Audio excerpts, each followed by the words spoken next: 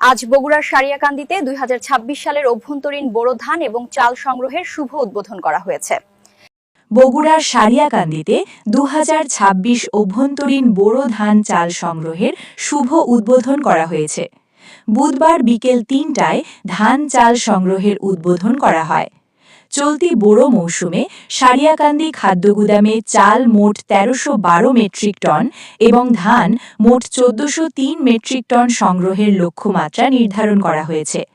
ধানের দাম নির্ধারণ করা হয়েছে প্রতি কেজি ৩৬ টাকা এবং চাল ৪৯ টাকা দরে সরাসরি ৪৬৮ জন কৃষকের নিকট থেকে ৩ টন করে ধান সংগ্রহ করা হবে।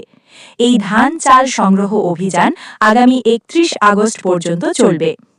উপজেলা নির্বাহী অফিসার সুমাইয়া ফেরদৌসির সভাপতিত্বে উপস্থিত ছিলেন প্রধান অতিথি বগুড়া ১ সারিয়াকান্দি সোনাতলা আসনের সংসদ সদস্য কাজী রফিকুল ইসলামের প্রতিনিধি উপজেলা বিএনপির সাবেক সভাপতি কাজী এরফানুর রহমান রেন্টু।